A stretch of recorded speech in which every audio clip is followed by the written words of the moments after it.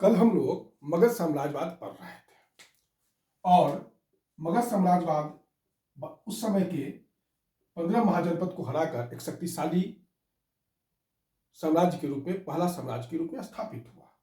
यह मैं आपको बता चुका हूं। मगध के बारे में एक सूचना मुझे और देना है आपको कि मगध का सबसे पहला जो लेख हुआ है वो अथर्ववेद में हुआ है। कहाँ हुआ है? अथर्ववेद में हुआ है। लेकिन ऋग्वेद में मगध शब्द का कोई उल्लेख नहीं है। ऋग्वेद में मगध शब्द का कोई उल्लेख नहीं है। हाँ, ऋग्वेद में इस क्षेत्र के निवासी को किरात कहा गया है और यहाँ के एक राजा परमंगद का वर्णन है, शासक परमंगद का वर्णन है। लेकिन अथर्ववेद में ही सबसे पहले आपको मगध क्षेत्र का चर्चा है। ये मुझे बताना था आप लोगों को। एक दूसरा फैक्ट आप लोगों को देना था मुझे, यह कि जो पांचाल राज्य था उसकी जो भौगोलिक सीमा थी वह उत्तर में हिमालय की तराई, दक्षिण में चंबल नदी, पूरब में कौशल राज्य और पश्चिम में कुरु राज्य के बीच में इसका फैलाव था पांचाल का। और तीसरा सूचना मुझे यह देना था कि सूरसेन जो राज्य है, महाजनपद था, उसका चर्चा मेगास्थनीज ने भी किया है अपनी इंडिका में। उसकी चर्चा मेगास्थनीज ने अपनी इंडिका में किया है। एक और सूचना आपको देना है कि पाटलिपुत्र का जो नाम है वो कुसुमपुर भी है, पुष्पपुर भी है, उसके बाद पटना भी है। ये सब जो है पाटलिपुत्र का अन्य नाम है। कुसुमपुर, पुष्पपुर, पटना, ये सब नाम है। आपसे पूछा जा सकता है कि कुसुमपुर किसका प्राचीन नाम है, तो आपका जवाब होगा पटना या पाटलिपुत्र। पुष्पपुर भी उसका नाम था। ये कुछ फैक्ट्स आपको हमें प्रदान करना था, सूचना देना था। और अब हम लोग भारत पर जो पहला विदेशी आक्रमण होता है उसके बारे में चर्चा करेंगे। भारत पर पहला जो है विदेशी आक्रमण होता है उसके संबंध में चर्चा करेंगे। भारत में जो पहला विदेशी आक्रमण होता है वह होता है ईरानी आक्रमण। कौन होता है? ईरानी आक्रमण। उस समय ईरान नहीं कहा जाता था, उस समय पर्सिया इसको कहा जाता था। उस समय क्या कहा जाता था? पर्सिया। यहां पर एक साम्राज्य था, हकामनी साम्राज्य। कौन साम्राज्य था? हकामनी साम्राज्य। जिस तरह भारत में मगध साम्राज्य था, उसी समय वहां हकामनी साम्राज्य का भी इस क्षेत्र में उदय हो रहा था। इस वंश का संस्थापक था क्षयास। कौन था? क्षयास। इसका शासनकाल, इसको साइलस भी कहा जाता है, और इसका शासनकाल 558 बीसी से लेकर 530 बीसी तक था। इसको आप मगध साम्राज्य का बिंबिसार का लगभग समकालीन कह सकते हैं। पूर्णतः तो नहीं, लेकिन समकालीन में आप इसको रख सकते हैं। 558 बीसी, 558 बीसी डैश 530 बीसी तक। क्षयास ने उस समय भारत के उत्तर पश्चिम सीमा पर 3 राज्य थे, गंधार, कंबोज और मद्र। ये तीनों राज्य काफी कमजोर थे और आपस में लड़ते रहते थे। क्षयास ने भी कोशिश किया कि हम भारत के इन राज्यों को हराएं, लेकिन वह असफल हो गया। लेकिन क्षयास का जो बेटा था डेरियस प्रथम या दारा प्रथम, इसको भी कहते हैं, इसने 516 बीसी में भारत के उत्तर पश्चिम भाग पर हमला किया और गंधार, कंबोज और मद्र को जीत लिया। क्या हुआ? गंधार, कंबोज, मद्र को जीत लिया। देखिए, इस क्षेत्र पर जो ईरानी आक्रमण हुआ उसके पीछे पहला कारण यह था कि उत्तर पश्चिम के जो गंधार राज्य थे, कंबोज थे, मद्र थे, ये कमजोर राज्य थे। दूसरा इंपॉर्टेंट बात कि प्राकृतिक संसाधन इस क्षेत्र में काफी था। प्राकृतिक संसाधन काफी था। और तीसरा यह कारण था कि यहां पर ईरान और भारत के बीच में हिंदू कुश दर्रा है और उस दर्रा के होकर ईरानी आक्रमणकारी आसानी से भारत में प्रवेश कर सकते थे। यही 3 कारणों से ईरानी ने भारत पर हमला किया। डेरियस प्रथम ने जब इन 3 राज्यों को जीता, भारत का उत्तर पश्चिम क्षेत्र को, तो इसको अपने राज्य का 20वां प्रांत बनाया। कितना प्रांत बनाया? 20वां प्रांत बनाया। हकामनी वंश में कुल मिला के 28 प्रांत थे और 20वां प्रांत भारत के उत्तर पश्चिम क्षेत्र को बनाया। यहां से लगभग कर के रूप में 360 टैलेंट सोना आता था, 360 टैलेंट सोना आता था।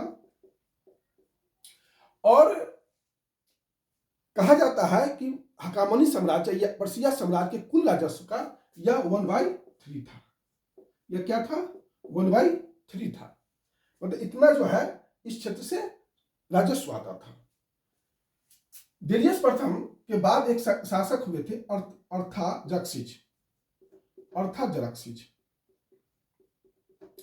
अर्थाजर्क्सिस के शासनकाल में एक टेसियस नामक उनके दरबार में विद्वान रहते थे और वो भी इस बात को कहते हैं कि भारत से बहुमूल्य राजस्व आता था, भारत से बहुमूल्य राजस्व आता था। इस वंश का अंतिम जो शासक होगा वो होगा दारा तृतीय। इस वंश का अंतिम शासक होगा दारा तृतीय। देखिए, भारत और ईरान के बीच जो संबंध था, व्यापारिक संबंध, वो हेरोडोटस भी सूचना देता है। हेरोडोटस के बारे में मैंने आपको क्लास के शुरुआत में ही बता दिया था कि उसने भारत और पर्सिया के बीच व्यापार संबंध का सूचना दिया है 500 BC का। ये मैं बता चुका हूं, इसलिए यहां पर मैं चर्चा नहीं करूंगा। इस वंश का अंतिम राजा था दारा तृतीय और दारा तृतीय 330 BC में दारा तृतीय को पराजित करता है सिकंदर अराबेला के मैदान में या गौगमेला के युद्ध में, इस युद्ध में सिकंदर ने दारा तृतीय को पराजित किया। इसको डेरियस तृतीय भी कहा जाता है। और भारत के उत्तर पश्चिम भाग पर अब किसका कब्जा होगा? मेरे कहने का अर्थ है कि ईरान पर अब कब्जा हो गया सिकंदर का, और वह सिकंदर पहुंच गया खैबर दर्रा के पास। किस दर्रा के पास पहुंच गया? खैबर दर्रा के पास। और अब भारत में वह आराम से जो है प्रवेश कर सकता था। अब ये हम सिकंदर का आक्रमण हम बाद में पढ़ाएंगे उसके बारे में। अभी हम लोग ईरानी आक्रमण का क्या देन है वो हम आपको बताना चाहते हैं। ईरानी आक्रमण का क्या देन है वह हम आपको बताते हैं। देखिए, भारत में जो क्षत्रप शासन प्रणाली आया वह ईरानी शासन की देन है। क्षत्रप क्या होता था? शासन को प्रांत में, साम्राज्य को प्रांत में बांटना और वहां पर हेड के रूप में क्षत्रप को बैठाना। उसके बाद डेरियस प्रथम ने स्काइलेक्स नामक व्यक्ति को सिंधु नदी का मार्ग पता करने के लिए भेजा था। ठीक, डेरियस प्रथम ने सबसे पहला डेरियस प्रथम ने ही अभिलेख जारी किया। 3 अभिलेख जारी किया था। बेहुस्तून, पर्सिपोलिस और नक्शे रुस्तम। ये 3 अभिलेख जो है जारी किया गया था, है ना। डेरियस प्रथम से प्रभावित होकर ही अशोक भारत में अभिलेख जारी करता है। डेरियस प्रथम से ही प्रभावित होकर अशोक भारत में अभिलेख जारी करता है। अभिलेख की जो भाषा है और जो भाव है वो बहुत कुछ ईरानी भाव और भाषा से मिलता है। ईरानी भाव और भाषा से मिलता है। जैसे ईरानी अभिलेख में डीपी शब्द अशोक के अभिलेख में लिपि के रूप में प्रयोग हुआ है। अशोक के वास्तुकला या मौर्य वास्तुकला पर भी ईरानी प्रभाव है। जैसे घंटा के आकार का गुंबद। पांचवा जो है इंपॉर्टेंट चीज है कि जो ईरानी शासक बाल धोने का उत्सव के रूप में मनाते थे, उस प्रथा को मौर्य शासकों ने भी अपनाया। या स्त्री अंगरक्षक रखना ईरानी प्रेरणा से ही आया, या राजा को एकांत में रखना सुरक्षा के दृष्टिकोण से। ये सब सारा चीज जो है ईरानी शासकों से ही मौर्य शासकों ने अपनाया। बहुत से स्थल और व्यापारिक मार्ग की, समुद्री मार्ग की जो है भारत और ईरान के बीच शुरुआत हुआ। यह है आपका ईरानी शासन का देन। एक चीज और कहा जाता है कि सबसे पहले इन लोगों ने ही चांदी का मुद्रा जारी किया था, सिग्लोई, और सोना का मुद्रा डेरिक। और ये कुछ इतिहासकार का यह मानना है कि भारत में भी जो आहत मुद्रा, जो पहला नियमित मुद्रा है, वह ईरानी प्रेरणा से ही आया, लेकिन यह गलत है। यह भारत का जो आहत मुद्रा था वह शुद्ध देशी था। ये इतिहासकारों का जो आरोप है कि सिगलोई और डेरिक जो है ईरानी शासकों ने चलाया था, उसी से प्रभावित होकर भारतीय शासकों ने भी आहत सिक्का या पहला नियमित सिक्का चलाया, यह कहना गलत है। यह है आपका ईरानी आक्रमण का देन। उसके बाद यूनानी आक्रमण आता है। उसके बाद क्या आता है? भारत पर दूसरा आक्रमण कौन करता है? ईरान के बाद यूनानी आक्रमण। देखिए, सिकंदर जो था वो फिलिप का बेटा था और सिकंदर 20 वर्ष की अवस्था में 336 बीसी में मकदूनिया का शासक बनता है। मकदूनिया कहाँ है? यूनान में है। मकदूनिया का शासक बनता है। मकदूनिया कहाँ है? यूनान में है। और मैंने बताया है कि 330 बीसी में वह दारा तृतीय को पराजित करता है। सिकंदर के गुरु का नाम अरस्तु था। फिलिप जो है एक सपना देखा करता था विश्व विजय का अभियान का, लेकिन वह असफल हो गया। लेकिन उसका बेटा ने उस विश्व अभियान को विश्व विजेता बनने का सपना संजोए रखा। और इसी समय तक्षशिला का शासक है आम्भी। वह जो है बुखारा में अपना दूत भेजता है। बुखारा जगह का नाम है, वहां दूत भेजता है सिकंदर के पास कि आप भारत आइए और भारत पर हमला कीजिए। बहुत सा बहुमूल्य उपहार भी भेजता है। देखिए, सिकंदर को भारत में 3 व्यक्ति ने आमंत्रित किया था। पहला आम्भी तक्षशिला का, दूसरा शशिगुप्त और तीसरा आपको संजय। 3 व्यक्ति शशिगुप्त, संजय और आम्भी ने सिकंदर को भारत पर आक्रमण करने के लिए आमंत्रित किया। आम्भी को पंजाब का जो राजा था पोरस, जिसका शासन था झेलम और चिनाब नदी के बीच में, उससे उसका प्रतिद्वंदिता चलता था। और फिर सिकंदर ने इस अवसर को खोया नहीं और भारत पर आक्रमण किया। सबसे पहले उसे तक्षशिला को ही जीता, आम्भी को पराजित किया। फिर वह पंजाब के राजा पोरस को पराजित करता है झेलम और चिनाब नदी के किनारे। और इसको इतिहास में हाइडेस्पीज या वितस्ता का युद्ध या झेलम का युद्ध भी कहा जाता है, जिसमें पोरस पराजित हुआ। पोरस की वीरता से काफी या जो है प्रभावित हुआ सिकंदर, और फिर सिकंदर ने पोरस को उसका राज्य वापस कर दिया। सिकंदर जो है लड़ते लड़ते ब्यास नदी तक पहुंचा। सिकंदर कहां तक पहुंचा? ब्यास नदी तक पहुंचा। सिकंदर 326 बीसी में भारत पर हमला करता है और लगभग सिकंदर 19 महीना रहा।